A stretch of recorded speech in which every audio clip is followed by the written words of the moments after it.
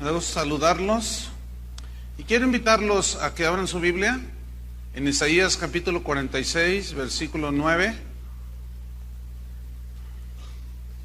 Vamos a continuar con nuestra serie Conociendo a Dios. Este es el tema número 11, que se titula El Dios Soberano.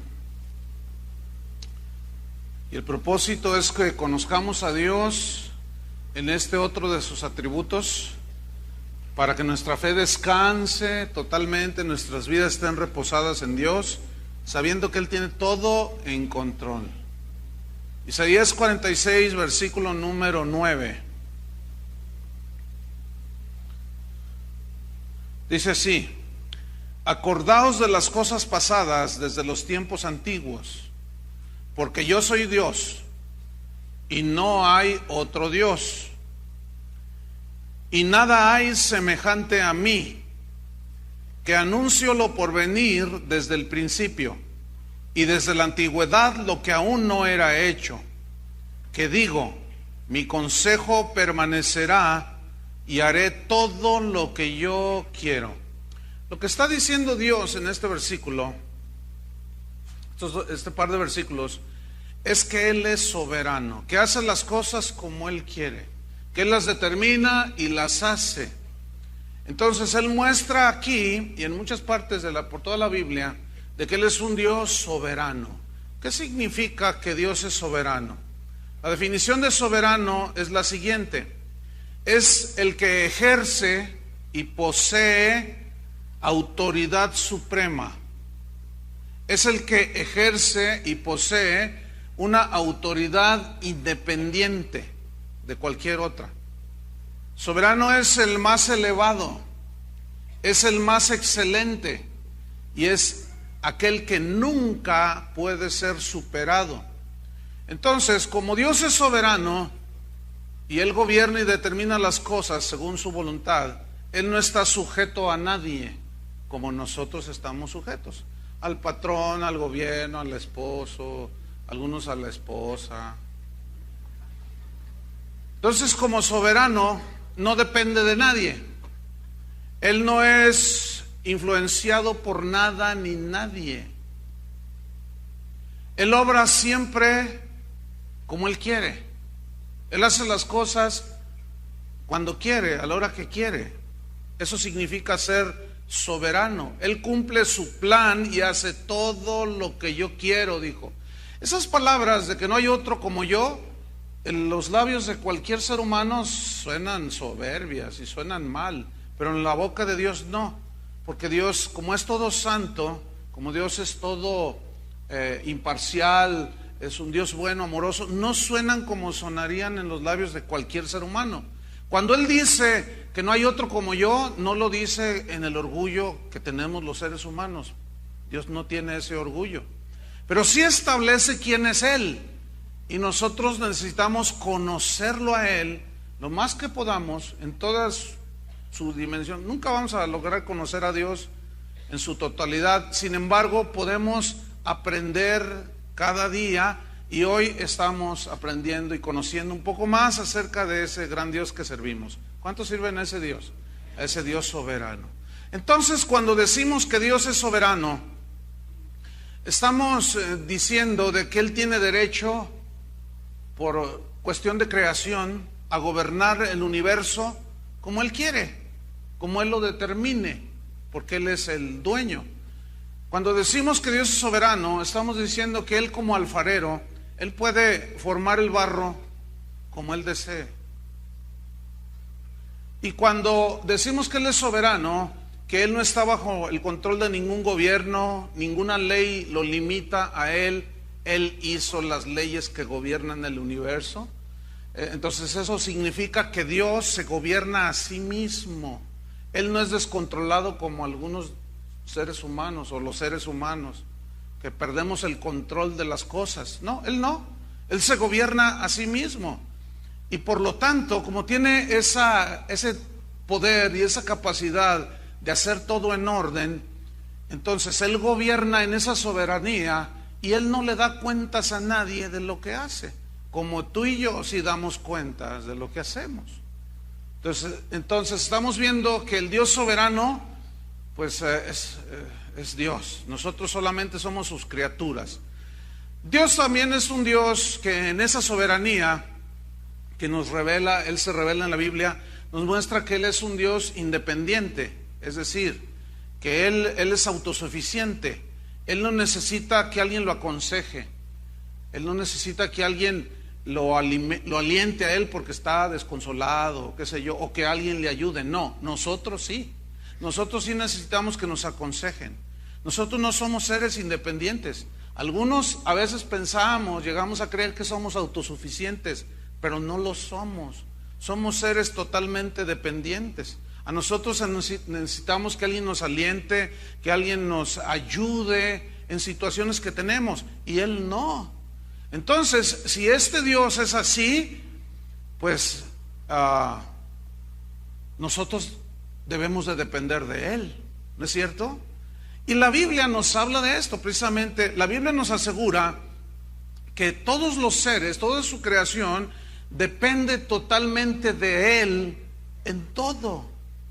Quiero mostrarles en el Salmo 104, en el versículo 25, un salmo muy hermoso que nos muestra precisamente de cómo sus criaturas, su creación, depende totalmente de Dios, aunque Él no depende de nadie. Por allí escuché que un predicador dijo que Dios no nos necesitaba. ¿Que qué? Que Dios nos necesitaba a nosotros. ¿Qué? Eso es una herejía. Dios no necesita a nada ni a nadie. Pero nosotros sí lo necesitamos a Él. ¿Cuántos lo necesitan? ¿O qué piensa ese predicador que antes de que nos creara, Él era muy triste? ¿O era menos Dios? ¿O qué? Son puros conceptos totalmente fuera de las Escrituras. Dios no te necesita, sin embargo te ama. Ese es otro aspecto de Dios que veremos después. Salmo 104, versículo 25. Dice allí: he allí el grande y anchuroso mar. Todos conocemos el mar, ¿no? En donde se mueven seres innumerables, seres pequeños y grandes. Todos ellos esperan en ti. Fíjate, esperan en ti, significa confían en ti. ¿Cómo? Así están hechos los seres vivos que habitan la tierra. Para que les des su comida a su tiempo. Les das, recogen. Abres tu mano, se sacian de bien. Escondes tu rostro, se turban. Les quitas el hálito, o sea, de vida, y dejan de ser. Y vuelven, ¿a dónde? Al polvo. ¿Qué somos tú y yo? Polvo. ¿Y qué? ¿Cuánto vale el polvo? Nada, todos lo sacuden. ¿No es cierto? ¿O cuántos dicen, yo quiero almacenar mucho polvo porque es muy valioso? Todos se deshacen del polvo. ¿Y qué somos tú y yo? Polvo. Sin embargo, Dios nos amó y nos hizo seres dependientes de Él totalmente. Entonces nosotros como seres humanos dependemos del aire. A ver, todos respiren. Ahora dejen de respirar 5 minutos. Adiós, hasta llegaron. O imagínate que el Señor le cierra la llave del tanque de oxígeno. ¿No que muy independiente tú? No, nosotros dependemos de la comida, del alimento. Alimentamos nuestro cuerpo. Si no comemos, desfallecemos y nos morimos. Y dependemos del agua para saciar nuestra sed. Bueno, mira, Dios no respira, Él no depende del aire. Él no depende de los alimentos, de la comida como nosotros. Y tampoco le da sed. Déjeme hablarle 3 aspectos dentro de la soberanía de Dios para conocerlo un poquito más, para saber que ese Dios que es inmutable, que es imparcial, que está en todas partes, también es un Dios soberano. 3 aspectos de la soberanía de Dios. Número 1, para los que escriben, quiero hablarles un poco acerca de su poder soberano. Su poder soberano, ¿qué significa? Que Él ejerce su poder como Él quiere. Si Él quiere, demuestra su poder. Y si no quiere, no lo demuestra. Eso no lo hace ni más Dios cuando lo demuestra, ni menos Dios cuando no lo demuestra. Una vez Satanás tentó a Jesús y le dijo: si eres hijo de Dios, o sea, en otras palabras, si eres todopoderoso, di que estas piedras se conviertan en pan. ¿Y qué hizo Jesús? No quiso. ¿Pudo haberlo hecho? Sí, pero no quiso. En su soberana voluntad, y fíjense todo el control que él tenía, dijo no. Pero en otra ocasión multiplicó unas sardinitas y unos panecillos y alimentó a más de 15,000 personas, porque eran 5,000, pero dice sin contar las mujeres y los niños. Siempre hay más mujeres que y niños. Entonces se calcula unos 15,000 mínimo. Y así, sin despeinarse, multiplicó todo. Entonces él demuestra su poder soberano cuando él quiere. Él puede sanar al que él quiere, al otro detenerlo, su sanidad, a otro decirle: bástate mi gracia. ¿Por qué? Porque él es soberano. Un leproso se le acercó a Jesús y le dijo: si quieres puedes limpiarme. Y él dijo: quiero. Se limpió y lo limpió. Y Pablo tenía un aguijón en su carne y le dijo: quítamelo porque me duele. Y nada. Una vez, 2 veces: quítamelo, Señor. Nada. 3 veces: nada, Señor, bástate mi gracia. ¿Por qué? Porque él quiso. Entonces él demuestra su poder de una manera soberana, no cuando nosotros ahora no. Esa es gente que no conoce a Dios. No podemos tratar a Dios así, hermanos, no. Vean Jeremías capítulo 32 versículo 17. Quien trata así a Dios, lo trata como si fuera su mandadero, y Dios no es mandadero de nadie, ni su genio de la lámpara de Aladino. Jeremías 32 versículo 17. Aquí el profeta nos muestra acerca de ese poder soberano de Dios. Jeremías lo conocía y dice: oh Señor Jehová, he aquí que tú hiciste el cielo y la tierra con tu gran poder. Ahí está reconociendo su omnipotencia. Y con tu brazo extendido, y ni hay nada que sea difícil para ti. ¿Habrá alguna cosa difícil para Dios? ¿Cuál? No hay ninguna. Entonces aquí el profeta nos está hablando del poder de Dios, pero este poder es soberano. Él lo ejerce cuando Él quiere. El otro aspecto, bueno, vamos a otra escritura, a Job, porque Job es uno de los libros más extraordinarios de la Biblia. Job fue un hombre que existió hace más de 3,000 años. Job es el libro más antiguo de la Biblia que se escribió. Y Job a mí me sorprende porque fue un hombre que no tenía pastor, no iba a la iglesia, no porque no quisiera, sino que no había iglesia. Sin embargo, conocía a Dios. Lo conocía de una manera tan íntima, maravilloso, este testimonio de este hombre. Y fíjense lo que él dijo en Job 12, versículo 13. No deja de impactarme a mí la vida de este justo Job. La Biblia lo menciona así. Job 12, versículo 13. Dice así: con Dios está la sabiduría y el poder. ¿Con quién? Con Dios. Bien. Suyo es el consejo y la inteligencia. Si Él derriba, no hay quien edifique. Encerrará al hombre y no habrá quien le abra. ¿Se acuerdan que en Apocalipsis el Señor dice: yo soy quien abro puertas y cierro puertas? Quien cierro y nadie abre, y abro y nadie cierra. Es el mismo. Versículo 15. Si Él detiene las aguas, todo se seca. Si las envía, destruyen la tierra.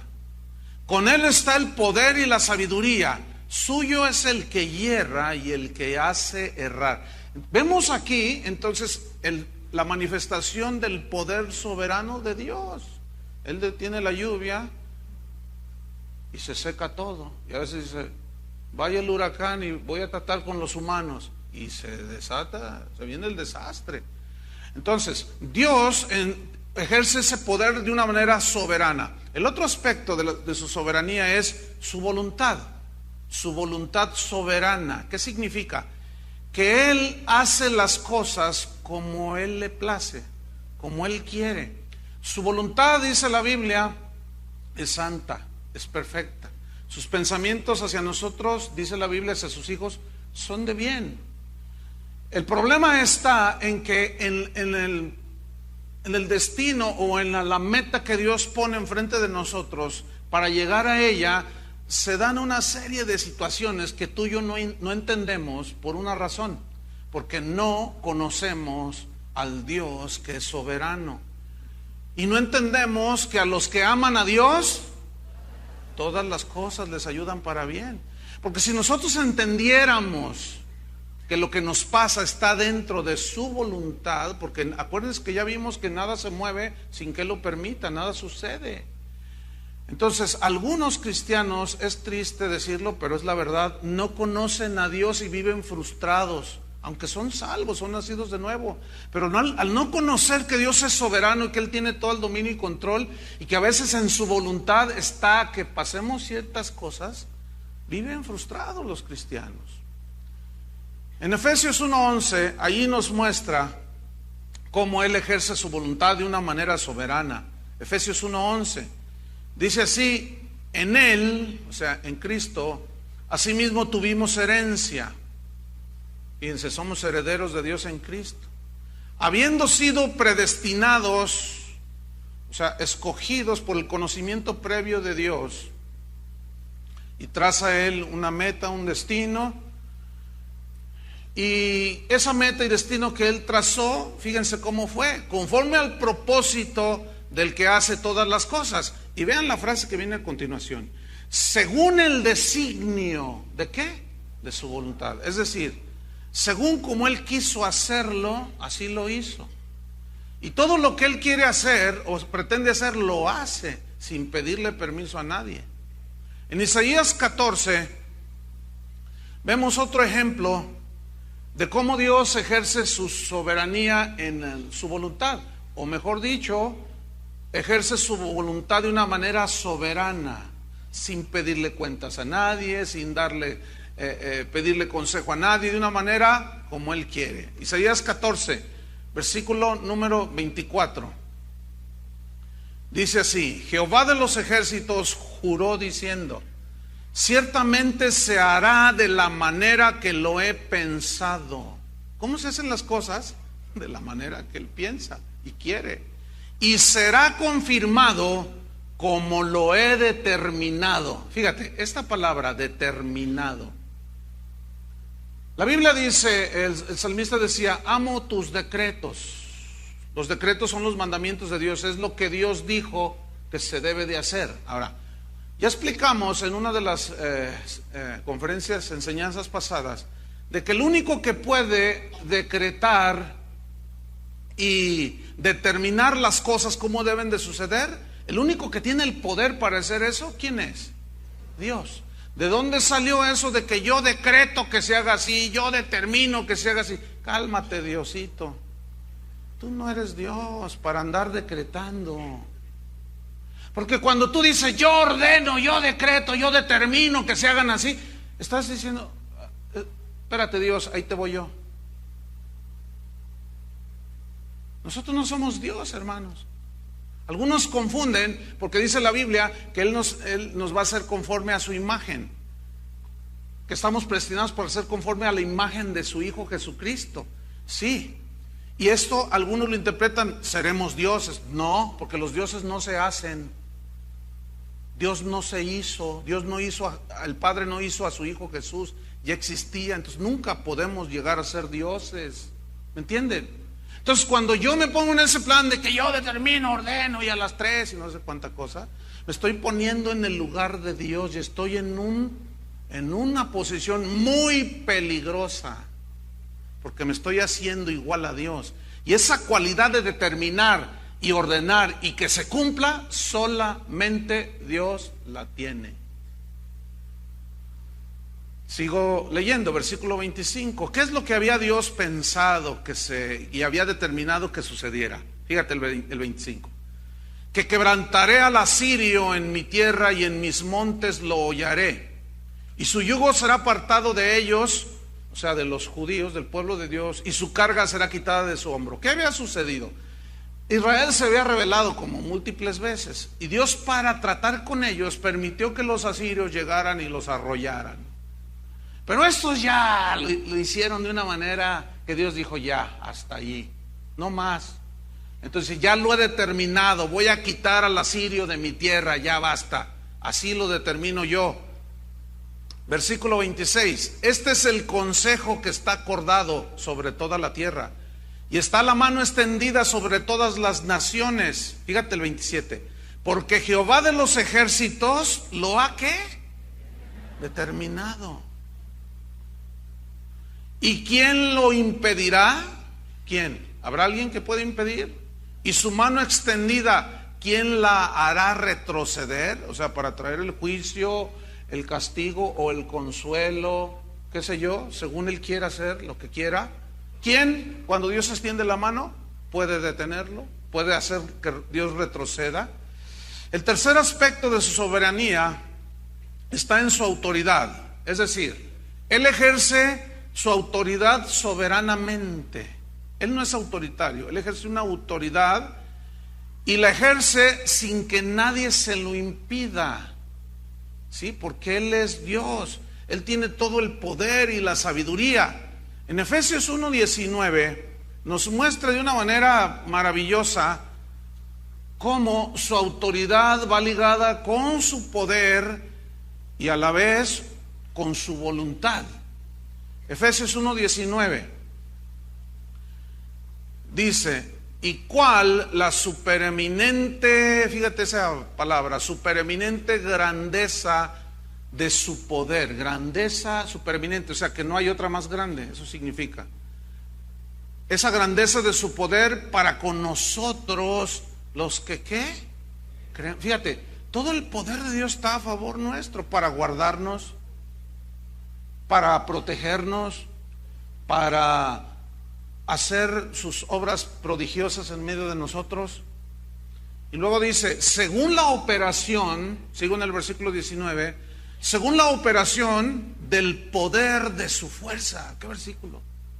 Según la operación del poder de su fuerza. ¿Y cómo es la operación del poder de su fuerza? Nada más te quiero recordar algo. Él dijo, sea la luz, y salió el sol. Así, nada más. Con ese ejemplo ya deberíamos de habernos desmayado todos. Versículo número 20, fíjate lo que dice: esa eminencia de grandeza de poder y ese poder de su fuerza operó en Cristo. ¿Y qué sucedió cuando ese todo poder operó en Cristo?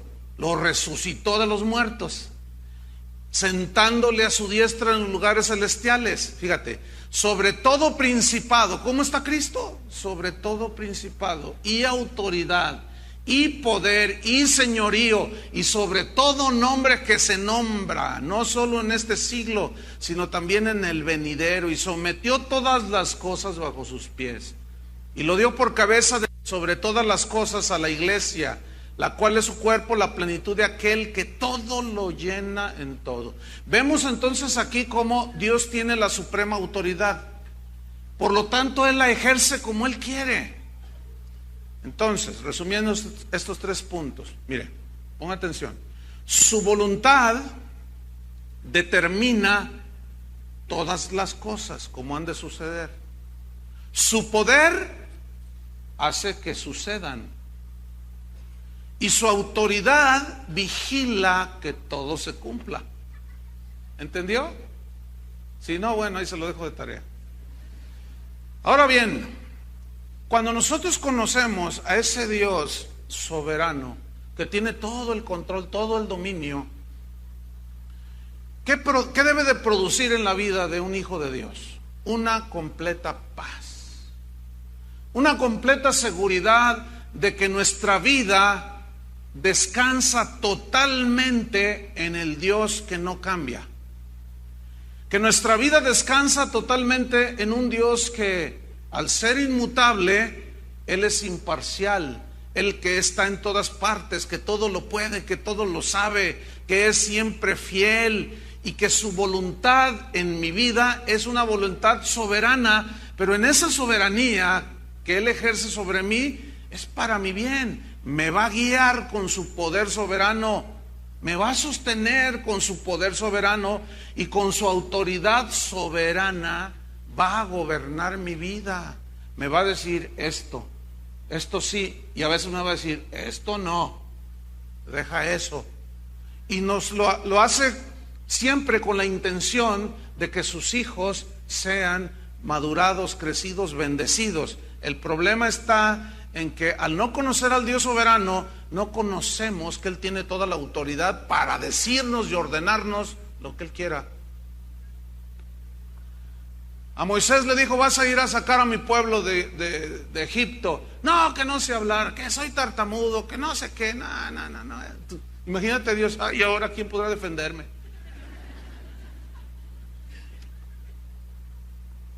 El Señor inmediatamente solucionó todo y salió Israel de la tierra de Egipto. ¿Por mano poderosa de quién? Señor. Y luego le delega autoridad a Moisés. Pero cuando Moisés desobedeció a Dios, le dio con la vara. ¿Por qué? Porque es un Dios de disciplina también. Entonces vemos que su poder soberano, su voluntad soberana, su autoridad soberana nos protege, nos dirige y nos gobierna, como lo hizo con hombres y mujeres. En la Biblia, aquí en este libro, está la historia de múltiples hombres y mujeres que conocían al Dios soberano. El problema del cristianismo de hoy es que a Dios lo han despojado de su soberanía. Han puesto al hombre como el centro del mensaje cristiano, cuando es Dios el centro del mensaje del Evangelio, cuando es Jesús el centro del mensaje del Evangelio. Si no se predica al Cristo de la Biblia, al Dios de la Biblia, la gente no va a conocer al Dios verdadero. Y de Él hay muchísima ignorancia. Por eso algunos lo tratan así, lo tienen como su sirviente. Y Dios no es así, y están ofendiendo gravemente a Dios. Vamos a ver el ejemplo de un hombre, como les dije al principio, se llamaba Job. Pero vamos a ver otro aspecto en la vida de Job. Vamos a ver cómo él conocía al Dios soberano, que es el que nos falta conocer a usted y a mí. Pero gracias a Dios que tenemos las Escrituras, ¿verdad? Y podemos ahí escudriñar, y Dios se nos revela como el Dios soberano. Y cuando yo entiendo que Él tiene todo el dominio y lo ejerce cuando quiere, y tiene toda la autoridad y lo ejerce cuando quiere, yo estoy tranquilo y tengo paz y estoy seguro. Job, ábralo, ese libro en el capítulo 1. Job, la Biblia dice que era un hombre justo, temeroso de Dios. Era un hombre que amaba a Dios. Era un hombre que tenía una comunión muy íntima con Dios. Era un hombre que conocía a Dios. Dios se sentía muy complacido de Job. Y un día vino Satanás y le dijo: ay, sí, tu siervo Job. Le dice: mira, no hay otro como él en la tierra.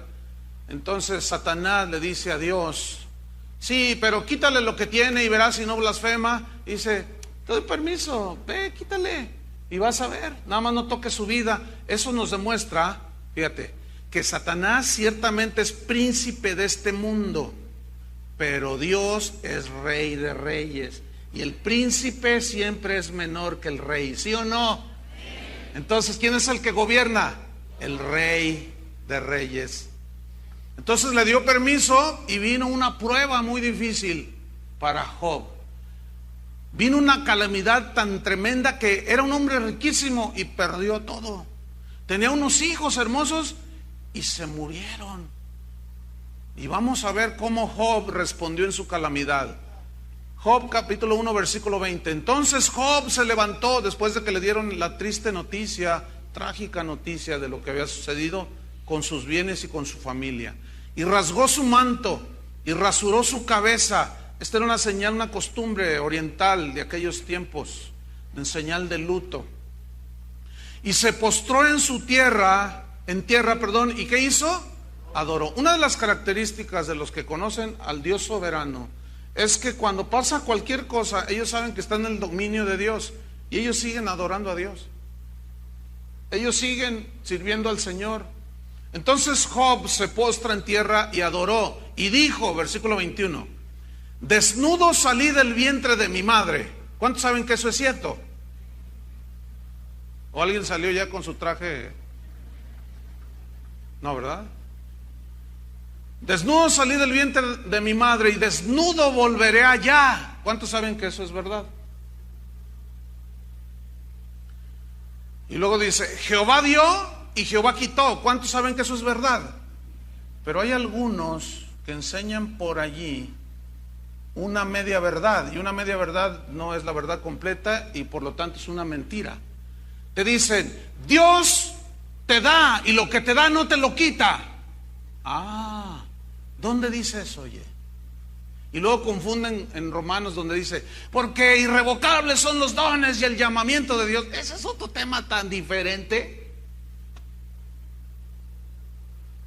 Entonces, ¿cómo es que Dios da y te puede quitar lo que... Sí, fíjate. Ahí dice sí o no. ¿Y qué quiere decir? Lo que dice allí. Mío es el oro, mía la plata, sí, y te la da, ¿no es cierto? ¿Alguna vez has sentido que se te va todo lo que tenías? ¿Quién estaba en control de todo? ¿Quién te dio? ¿Quién te quitó?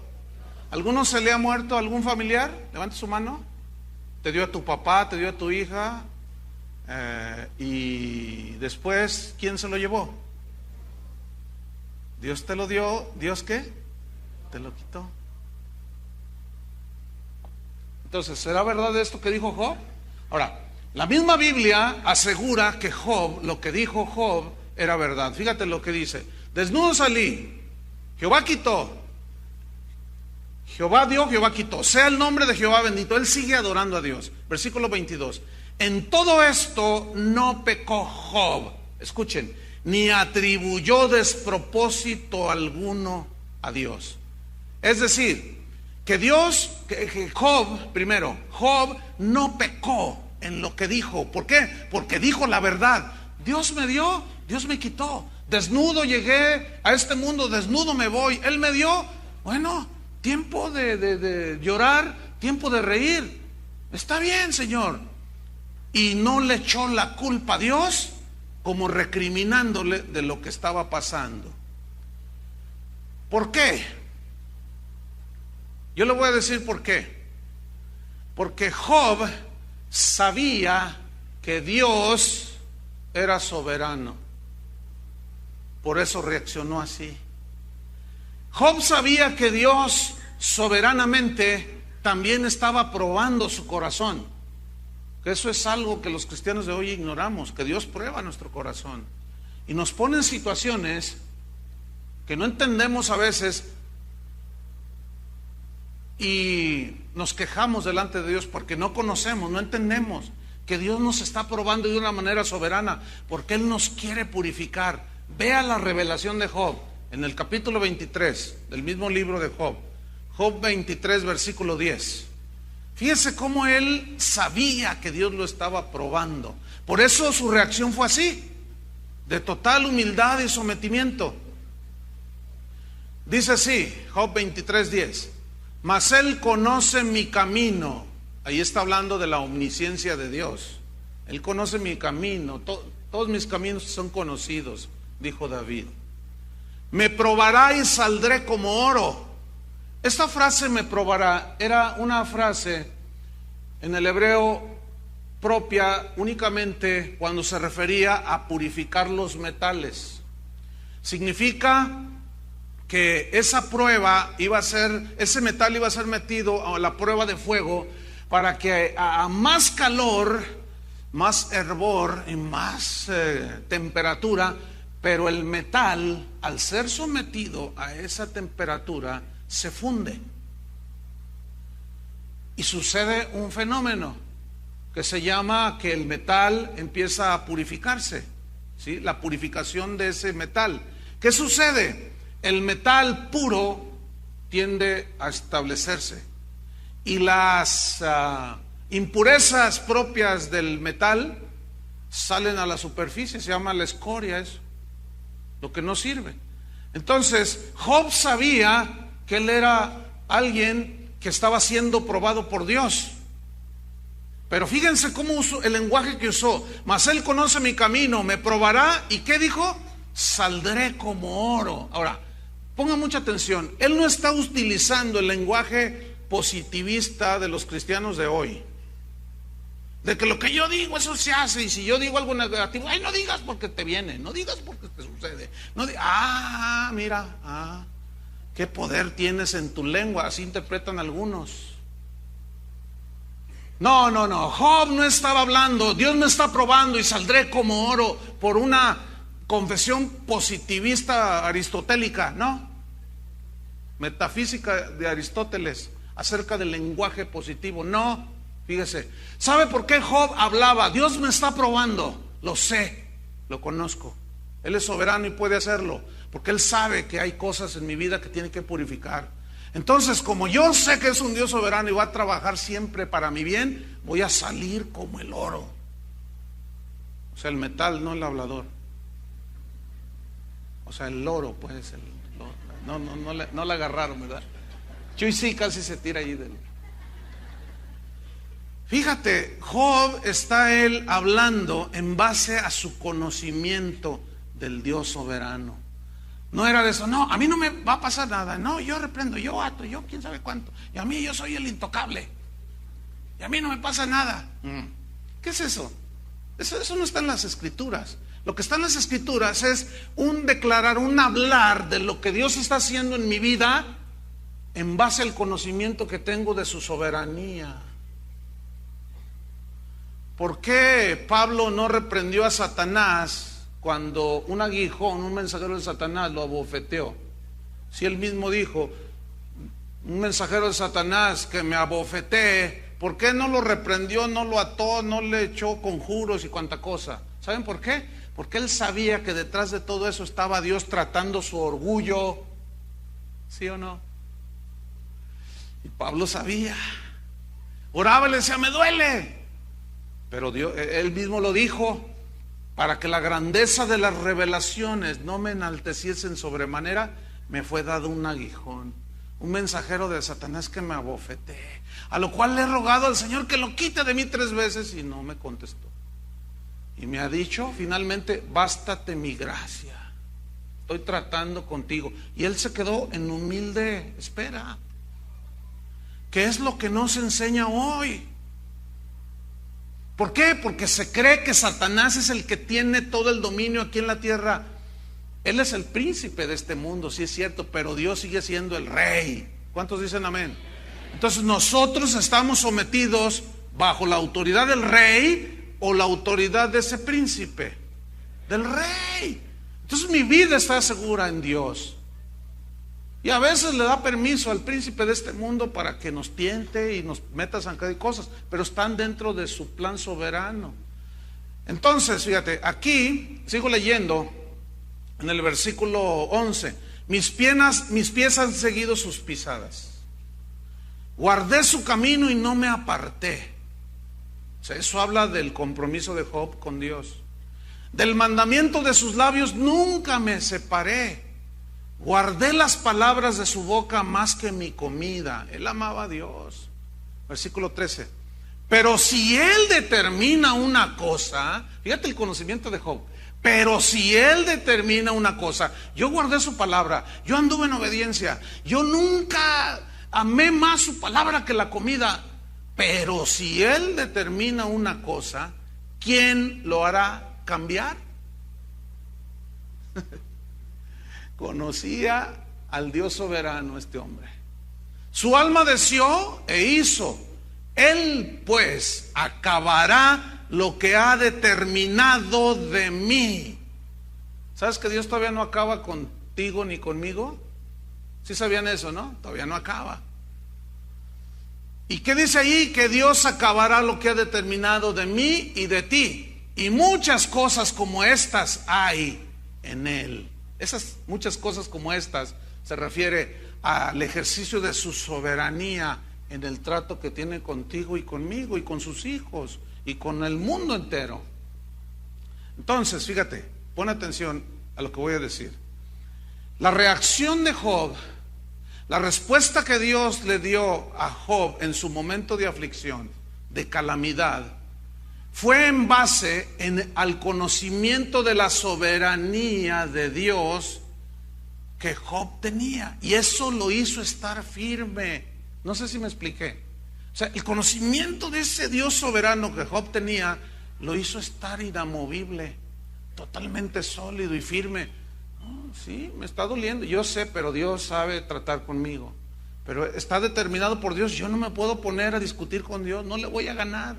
Si Él determinó una cosa, ¿quién lo impedirá? Si Él determinó que así fuera y que yo tuviera mucho y muchos hijos y ya no tengo nada, está bien.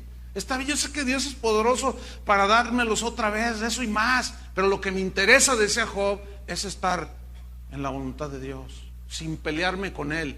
¿Cuál fue el fin de Job? ¿Alguien me puede decir?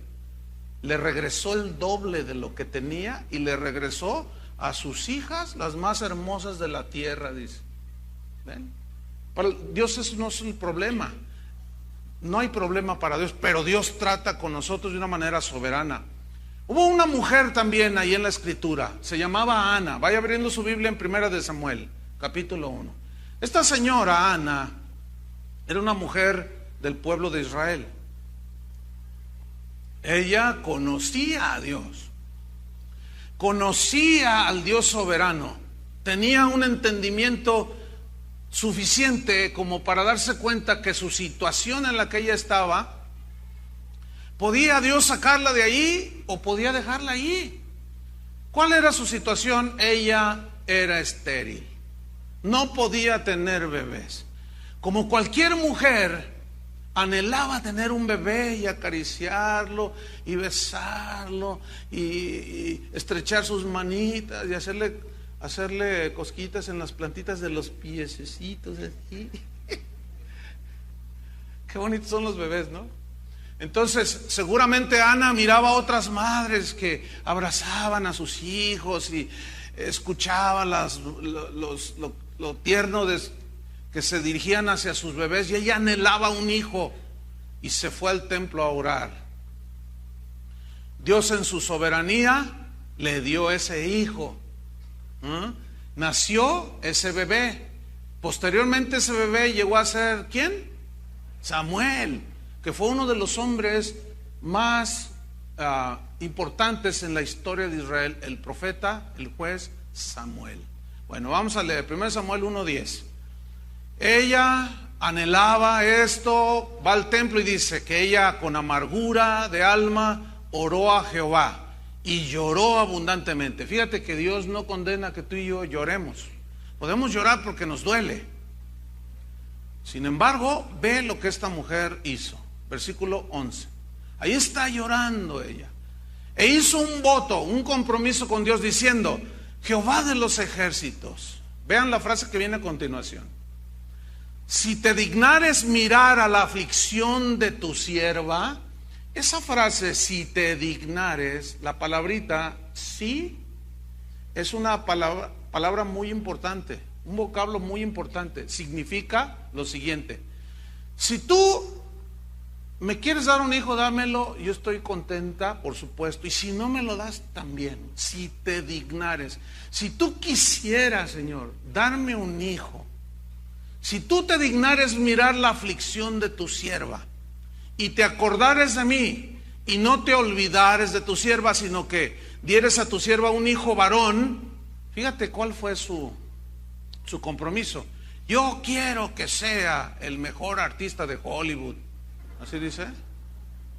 Porque a veces nosotros queremos hijos y quiero que sea un gran doctor, un gran arquitecto. Pero esta mujer, fíjate, en el deseo de tener un bebé, le dice: Señor, si quisieras darme un bebé, pues lo recibo, pero luego te lo regalo otra vez, luego te lo doy de nuevo y te lo dedico. Dice: yo lo dedicaré a Jehová todos los días de su vida y no pasará navaja sobre su cabeza. Eso se llamaba nazareato, que era un voto que se hacía en aquel tiempo y que se dedicaban. Ahí decían, ahí va un nazareo, por su vestimenta y su cabello largo, dedicado a Dios. Y así dice: yo te lo prometo, Señor. Versículo 17. Dios en su soberanía le contestó. Fíjate, dice: Elí respondió y dijo: ve en paz. Pero ¿quién era Elí? Oiga, bueno, los versículos del 12 al 16, nos muestran quién era Elí. Elí era el sacerdote que ministraba en la casa de Dios, pero tenía una particularidad de ese hombre: era muy descuidado, era muy irresponsable, no les enseñaba la palabra de Dios, escaseaba la palabra de Dios, se la pasaba sentado el hombre así. Dice que estaba sentado en un pilar ahí en el templo de Jehová y ahí meciéndose, y estaba ahí. Y dice que era un hombre pesado, lo cual habla de un descuido también en él, en su persona. Entonces dice que estaba allí él y vio que entró Ana y la miró así. Entonces la mujer se va, se postra y empieza a llorar. Y el hombre la ve y se levanta y le dice: hey, tú, le hace así: hey, dice, estás borracha, le dice. Qué despistado ese hombre. Mire, es triste decirle, pero hay un montón de ministros despistados. Ni predican la Biblia, ni enseñan a la gente de Dios, ni la guían a Dios. Y dicen una sarta de tonterías y nunca les cae el 20, como decimos en México. Nunca saben lo que está pasando. No pueden saber el corazón de la gente, la necesidad que tienen. No tenía discernimiento el hombre. Y Ana lo mira y le dice: no estoy ebria, le dice, estoy pidiéndole a Dios un hijo. Estás borracha, le dice. Uy, está, de veras que como él no había otro. Y Ana insiste y le dice: no estoy ebria. Ya ni el caso le hizo. Y ella siguió: Señor, si tú quieres, tú puedes, yo sé. Y es cuando le dicen en el 17, Elí respondió y dijo: ve en paz, y el Dios de Israel te otorgue la petición que le has hecho. Y ella dijo: halle tu sierva gracia delante de tus ojos. Y se fue la mujer por su camino y comió. Y miren lo que viene a continuación, ¿qué dice? Y no estuvo más triste. Pregunta: ¿por qué no estuvo más triste Ana? Porque ella fue con Dios y le dijo: si quieres darme un hijo, dámelo y seré muy feliz, y si no me lo das, también seré feliz. La tristeza se va, porque mi felicidad y satisfacción no dependen si tengo un hijo o no lo tengo, si me caso o no me caso. Mi felicidad depende de ti, Señor. Entonces ya te pedí, si me lo quieres dar en tu soberanía, gracias, y si no, estoy contenta. Versículo número 19. Y levantándose de mañana, adoraron delante de Jehová. ¿Ve? ¿Qué hizo Job en su situación? Adoró. ¿Qué hizo Ana? Adoró. Y volvieron y fueron a su casa en Ramá. Y Elcana se llegó a Ana, su mujer, era su esposo. Y Jehová se acordó de ella. ¿Por qué? Se acordó significa que atendió su oración. No que se le olvidan las cosas, Aconteció que al cumplirse el tiempo, después de haber concebido Ana, dio a luz un hijo y le puso por nombre Samuel, diciendo: por cuanto lo pedí a Jehová. O sea, Dios contestó con su poder soberanamente, le contestó la oración y le dio el bebé. Ahora, ¿qué hizo Ana? Ya que tenía el bebé, fue delante de Dios, fue al templo de nuevo y cumplió su promesa. ¿Qué hizo? Entregó a su pequeñito Samuel. Y hasta le cosió una batita ahí, pues era como una réplica, vamos, de las vestiduras del sacerdote. Y andaba, creció allí y traía su túnica. Y ahí andaba el niño. Y Dios le hablaba a ese niño. Ustedes conocen la historia, ¿no? Pero quiero mencionar esto. Ana cumplió su promesa. ¿Cuántas veces nosotros le decimos a Dios: Señor, si esto, yo también esto? Y Dios en su soberanía nos lo da y luego nosotros no le cumplimos. Así somos nosotros. Pero Ana no. Ana se lo entregó al Señor. Y vean en el capítulo 2 de Primera de Samuel. ¿Qué dice Ana? 1 Samuel 2:1. Dice: y Ana oró, habló con Dios y dijo: mi corazón se regocija en Jehová. Pero acuérdense que ella ya no estaba triste, ella estaba contenta, con o sin el bebé. Pero llegó y mi corazón se regocija en Jehová, mi poder se exalta en Jehová, Mi boca se ensanchó sobre mis enemigos por cuanto me alegré en tu salvación. No hay santo como Jehová, porque no hay ninguno fuera de ti, y no hay refugio como el Dios nuestro. ¿En quién se refugió Ana? En Dios. Pero confió en su soberanía, y ella estaba contenta si le daba o no su hijo. Versículo 3. Ve lo que dice aquí. No multipliquéis palabras de grandeza y altanería. Cesen las palabras arrogantes de vuestra boca. ¿Qué significa todo ese versículo? Que cuando nosotros desconocemos la soberanía de Dios, comenzamos a hablar con grandeza. Es que yo hice esto porque me lo propuse. Y yo soy abogado, y yo soy doctora, y tengo este negocio porque yo sí trabajé duro. Espérate. Dios te lo dio, ¿o no? Entonces empezamos con esos desplantes, ¿no? De que yo sí pude, y yo les demostré a todo el mundo que yo sí. Entonces comenzamos a usar un lenguaje de grandeza y altanería. Y estamos diciendo, no, Dios a mí no, fue con el sudor de mi frente. Y empezamos a ser altaneros con Dios. Y Dios te mira así y dice, ah, sí, pues agárrate porque ahí te va. Jehová dio, Jehová puede quitar. Por eso Ana dice, no uséis palabras de grandeza y altanería, cesen las palabras arrogantes de vuestra boca. ¿Qué son palabras arrogantes? Así de desplante de que nosotros somos los que podemos y autosuficientes. No, hermanos, no. Fíjate lo que dice el versículo 3 al final. Porque el Dios de todo saber, ahí está, ella conocía al Dios omnisciente, es Jehová. Y a Él le toca el pesar las acciones. Y fíjate el versículo 2 al 7, cómo hace un contraste entre unos y otros. Noten, los arcos de los fuertes fueron ¿qué? Quebrados. Y los débiles se ciñeron de poder. Ahorita estaban unos fuertes, después fueron quebrantados. Unos estaban en el suelo y Dios los levantó. Eso es lo que está diciendo. Versículo 5. Fíjate el contraste. Los saciados se alquilaron por pan. O sea, los que un día tuvieron abundancia, ahora se andan alquilando por un pedazo de pan. De la abundancia, después vino la escasez. Y detrás de todo, ¿quién está? Dios. Y luego dice, y los hambrientos dejaron de tener hambre. ¿Ven el contraste?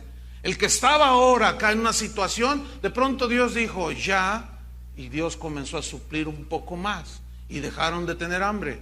Hasta la estéril, dice, ha dado a luz 7. Y la que tenía muchos hijos, ahora languidece. Fíjate el versículo 6. Jehová mata y Él da vida. Él hace descender al Seol o a la sepultura, y Él hace subir del Seol. O sea, por medio puede resucitar a cualquiera. Jehová empobrece y Él enriquece. Jehová abate y enaltece. ¿Están mirando cómo Ana tenía un entendimiento de la soberanía de Dios muy completo? Por eso cuando oró y dijo, si te dignares oír la oración de tu sierva, fue a su casa y se quedó contenta y en paz. Si me lo da bien, si no, también. Eso es lo que nos falta a nosotros conocer. Los dos lados de la soberanía de Dios, que Él la ejerce como Él quiere.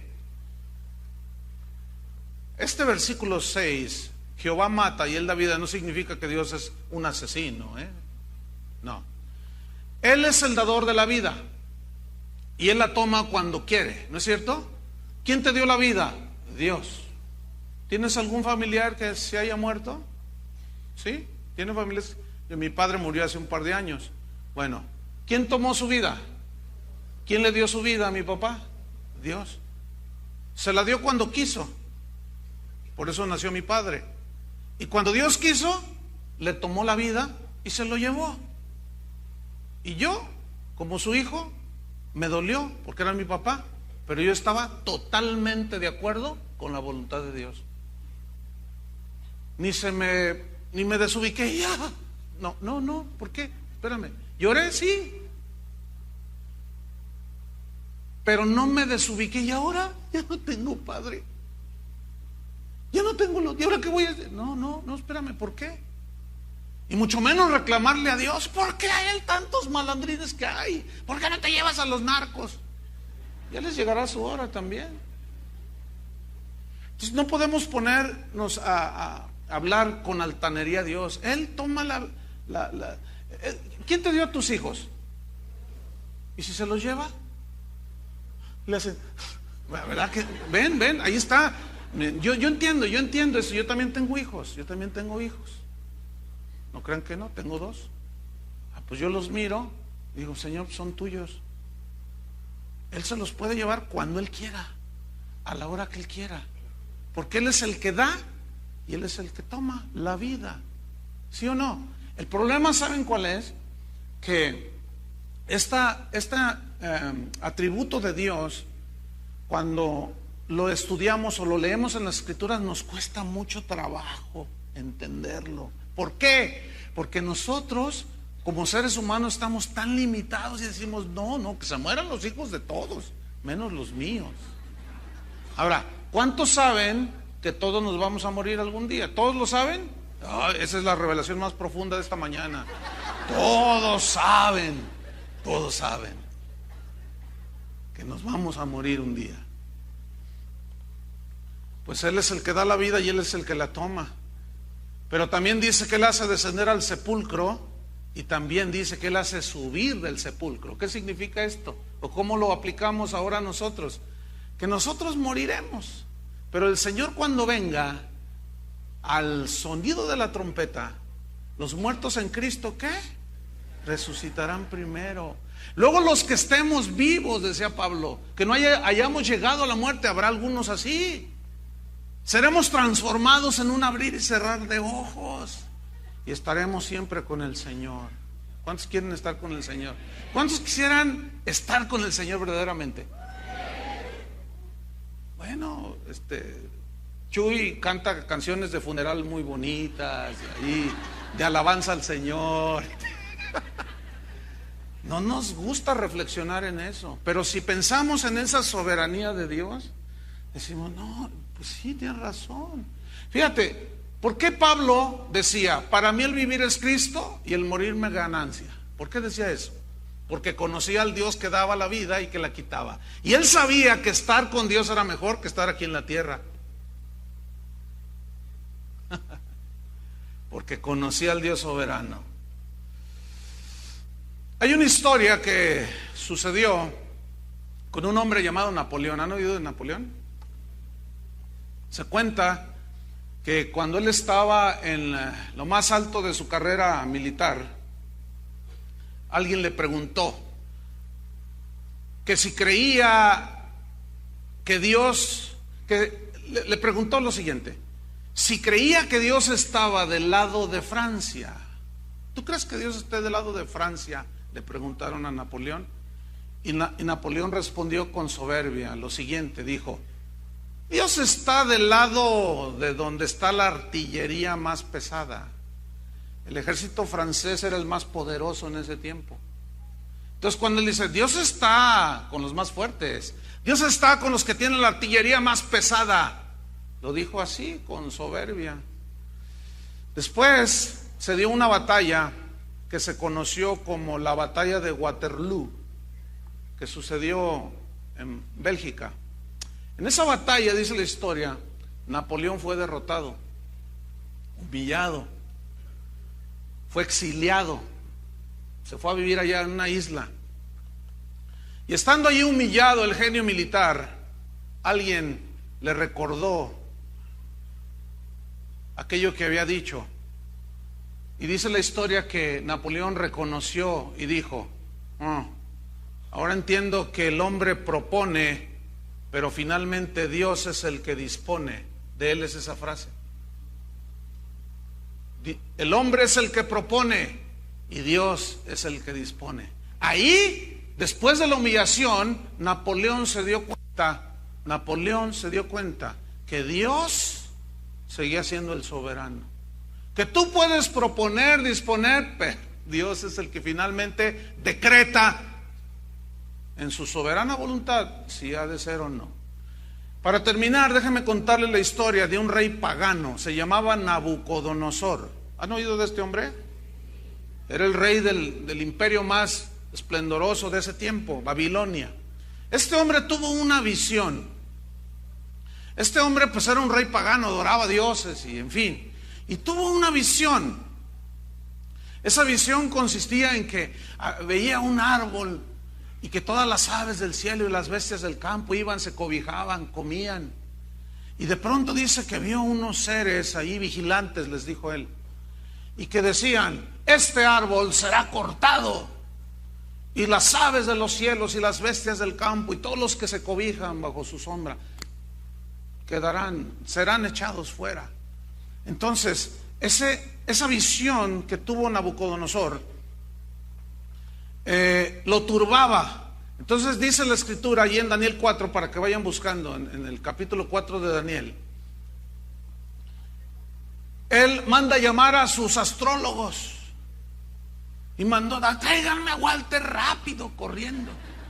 Tráiganme a los de Pare de Sufrir, tráiganmelos rápido aquí, con todo y sus agüitas y sus cosas y sus asuntos que hay, porque necesito que me dé la interpretación de mi visión, porque me turba y no sé qué. Entonces llegan todos los brujos y los astrólogos y todo, y les cuenta la visión. Es que soñé que un árbol hacía así.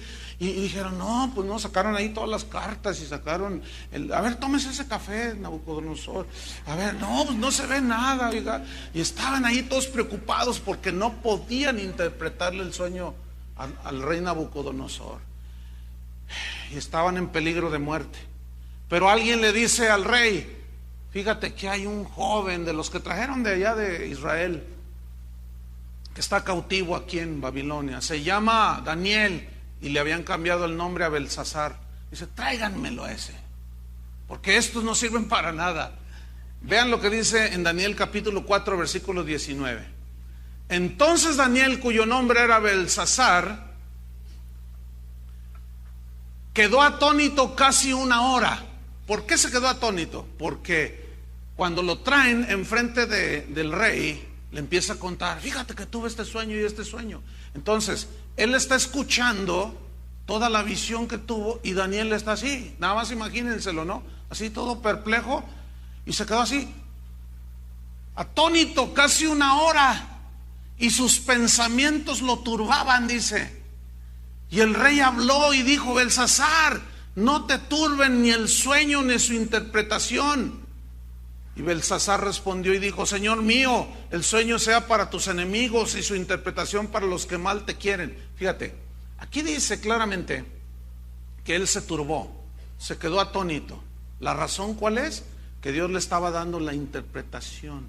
Se estaba dando cuenta Daniel que se refería a Nabucodonosor, que iba a ser cortado, iba a ser humillado, que iba a andar como una bestia en el campo, comiendo pasto. Entonces cuando el Nabucodonosor le cuenta a Daniel la visión, él se queda turbado y dice: ¿y ahora? ¿Y cómo le digo? ¿Cómo le digo? Y estaba todo asustado. El rey lo ve y le dice: no te turbe ni el sueño ni su interpretación. Entonces Daniel está luchando, fíjate. Le dice: el sueño sea para tus enemigos, su interpretación para los que mal te quieren. Pero luego en el versículo 20, fíjate lo que dice: el árbol que viste, que crecía y se hacía fuerte, y cuya copa llegaba hasta el cielo, y que se veía desde todos los confines de la tierra, cuyo follaje era hermoso y su fruto abundante, y en que había alimento para todos, debajo del cual moraban las bestias del campo, y en cuyas ramas anidaban las aves del cielo, tú mismo eres, oh rey. Y estaba temblando así. Déjame rescatar un principio aquí muy importante. Los verdaderos profetas de Dios, los verdaderos ministros de Dios, hablan la verdad. Dicen la verdad. La vida de Daniel peligraba. Seguramente cruzó en su mente decir o pensar: si yo le digo que es él, me va a matar. Pero como conocía al Dios soberano que lo había librado de los garras de león, bueno, sigue uno teniendo temblor y temor. Pero el ministro de Dios, la mujer de Dios, siempre dirán la verdad. Hay que hablar con la verdad. Cuando tú le prediques a alguien, le hables acerca de Jesucristo, dile a qué vino, dile cuál es su condición de pecado, que si se muere en ese pecado se va al infierno. Pero a muchos les da temor y se empiezan a turbar y dicen, no le digo porque no, mi compadre me va a dejar de hablar. Pues sí, tiene 3 mujeres, pero no le voy a decir que es adúltero, porque como a veces me presta dinero el compadre. Y empezamos a diluir el mensaje, hermanos. Es muy triste, pero esta es la realidad en el cristianismo de hoy. Muchos pastores y predicadores no le dicen a la gente la verdad del evangelio, porque saben que se pueden ofender y que se van, y si se les va el diezmo. Claro, ellos no lo dicen así. Y ellos se quieren congeniar con todo el mundo y hablarles bonito, pero se van al infierno si no conocen a Jesucristo. ¿Qué pensarías tú de un médico al cual llega una persona a hacerse un examen? Entonces ve el examen el médico y dice, ay, esta señora tiene cáncer, ay, es algo grave, aunque viéndolo bien, pues está detectado a tiempo y se puede salvar su vida, pero no le voy a decir nada para no asustarla, no le voy a decir nada para que no se asuste ni se ofenda.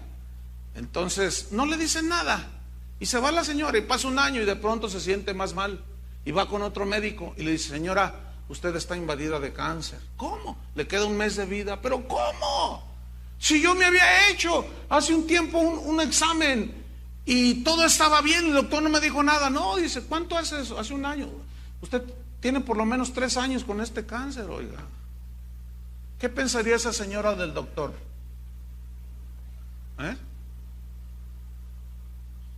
Va y le reclama y le dice, por su culpa me voy a morir. Imagínate que tú te le acercas a alguien y en lugar de decirle su condición pecaminosa de que va derechito al infierno, le dices para que no se enoje. ¿Sabes que Dios te puede dar un buen negocio? ¿Sabes que Dios quiere bendecirte abundantemente?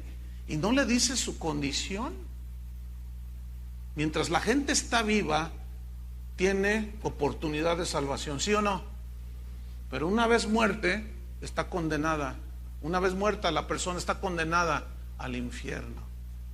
Y Daniel, hermanos, temblando y todo, pero le dijo la verdad. Eres tú, le dice. Versículo 22, oh rey, que creciste y te hiciste fuerte, pues creció tu grandeza y ha llegado hasta el cielo y tu dominio hasta los confines de la tierra. Y en cuanto a lo que vio el rey, un vigilante santo que descendía del cielo y le decía, cortad el árbol y destruidlo, mas la cepa de sus raíces dejaréis en la tierra, con atadura de hierro y de bronce en la hierba del campo, y sea mojado con el rocío del cielo, y con las bestias del campo sea su parte, hasta que pasen sobre él 7 tiempos. Esta es la interpretación, oh rey. Y fíjate lo que le dice, y la sentencia del Altísimo. Daniel sabía que lo que Dios sentenciaba se hacía, sucedía. Que ha venido sobre mi señor el rey. 25, que te echarán de entre los hombres y con las bestias del campo será tu morada. Y con hierba del campo te apacentarán como a los bueyes y con el rocío del cielo serás bañado. Y 7 tiempos pasarán sobre ti hasta que conozcas que el Altísimo, ¿qué? Tiene dominio en el reino de los hombres y que lo da a quien Él quiere. Los norteamericanos creen que ellos fueron los que eligieron a Barack Obama. Eso es lo que ellos creen. ¿Quién lo puso ahí? Dios. Versículo 26. Y en cuanto a la orden de dejar en la tierra la cepa de las raíces del mismo árbol, significa que tu reino te quedará firme. Luego que reconozcas que el cielo gobierna. Por tanto, oh rey, acepta mi consejo. Fíjate lo que le dice. Tus pecados redime con justicia. Significa arrepiéntete, Nabucodonosor, de tus pecados. Porque lo que te vendrá es por causa de tus pecados si no te arrepientes. ¿Y se arrepintió? No. Fíjate lo que dice el versículo 29. Al cabo de 12 meses paseando en el palacio real de Babilonia, habló el rey y dijo: ¿No es esta la gran Babilonia que yo edifiqué para casa real con la fuerza de mi poder? ¿De tu qué? De mi poder. Y para la gloria de mi majestad. Uy, uy, uy. Fíjate el 31. Aún estaba la palabra en la boca del rey cuando vino una voz del cielo. A ti se te dice, rey Nabucodonosor, el reino ha sido quitado de ti, y de entre los hombres te arrojarán, y con las bestias del campo será tu habitación, y como a los bueyes te apacentarán, y 7 tiempos pasarán sobre ti, hasta que reconozcas que el Altísimo tiene dominio en el reino de los hombres y lo da a quien Él quiere. En la misma hora se cumplió la palabra sobre Nabucodonosor, y fue echado de entre los hombres, y comía hierba como los bueyes. Imagínenselo nada más, y su cuerpo se mojaba con el rocío del cielo, hasta que su pelo creció como plumas de águilas, y sus uñas como las de las aves. Cualquier parecido con el chupacabras es mera coincidencia, Y ahí está, así. Versículo 32. Y de entre los hombres te arrojarán, y con las bestias del campo será tu habitación, y como a los bueyes te apacentarán, y 7 tiempos pasarán sobre ti, hasta que reconozcas. ¿Hasta qué? ¿Qué? Reconozca. Reconócelo ya, hermano, también tú. Hasta que reconozcas que el Altísimo tiene el dominio en el reino de los hombres y lo da a quien Él quiere. Fíjate el final de la historia y terminamos. En la misma hora se cumplió la palabra sobre Nabucodonosor. Estoy en el versículo 34. Mas al fin del tiempo, después de que andaba ahí como animal, yo, Nabucodonosor, alcé mis ojos ¿a dónde? Al cielo. En otras palabras, a Dios. Y mi razón me fue de vuelta. ¿Qué significa esto? Mi razón me fue de vuelta. Que perdió toda la razón. Se volvió medio loco. Fíjate que la Biblia dice que la mayoría de los desórdenes mentales y psicológicos es por causa del pecado, por causa de la desobediencia a la palabra de Dios. Lean Deuteronomio 28, todo el capítulo ahí en su casa. Ahorita no, porque si no nos vamos hasta las 6 y es muy largo ese capítulo. Dice, mi razón me fue de vuelta y bendije al Dios Altísimo y alabé y glorifiqué al que vive para siempre, cuyo dominio es sempiterno y su reino por todas las edades. Todos los habitantes de la tierra son considerados como nada, y Él hace según su voluntad en el ejército del cielo. ¿Qué está haciendo aquí Nabucodonosor? Reconociendo la soberanía de Dios. Y en los habitantes de la tierra hace su voluntad. Y no hay quien detenga su mano y le diga, ¿qué haces?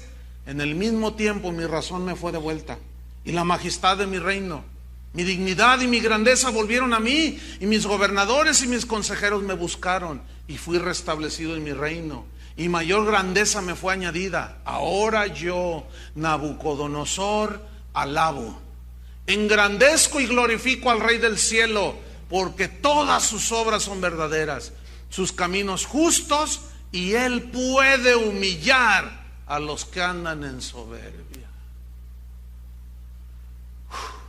Termino con una reflexión que tiene más de 300 años de haber sido escrita por un cristiano notable de aquellos tiempos.